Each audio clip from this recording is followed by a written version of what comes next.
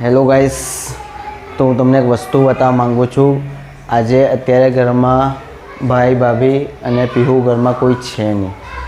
હું ઘરમાં અંદર બેડરૂમમાં સૂતેલો હતો.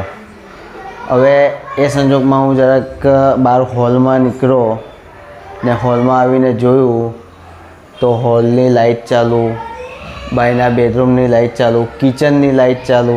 મતલબ કિચન અને હોલમાં કોઈએ લાઇટ બંધ કરી નહીં, બેડરૂમમાં કોઈ લાઇટ બંધ કરી નહીં.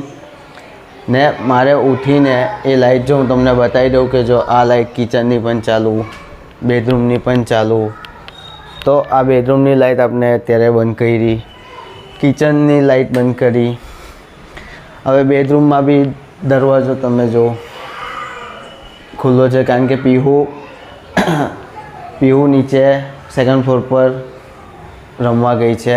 અત્યારે વાગ્યા છે અત્યારે 9:15. તો 9:15 વાગે એનું ડાન્સનું પ્રેક્ટિસ કરીને, ઓનમનું ફેસ્ટિવલ આવે છે એનું ડાન્સનું પ્રેક્ટિસ કરીને એ નીચે રમવા ગઈ છે.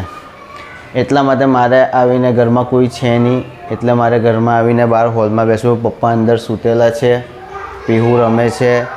તો મેં વિચાર્યું કે અંદર બેસવું એના કરતાં અહીંયા આવીને જરાક હોલમાં બેસીએ, મોબાઈલ જોઈએ, કોઈ વસ્તુ જોઈએ, વિડીયો બનાવીએ. તો આપણે એ વસ્તુમાં થોડુંક આગળ આવ્યા કે ચાલો હોલમાં જઈને જોઈએ કે શું છે શું નહીં. તો તમને હું બતાવું કે જો હોલમાં અત્યારે તો તમને જોઈ શકો કે ઘરમાં અત્યારે સોફા નથી, કારણ કે ગણપતિ ગયા એના માટે સોફા અમે બાજુના રૂમમાં મૂકેલા છે.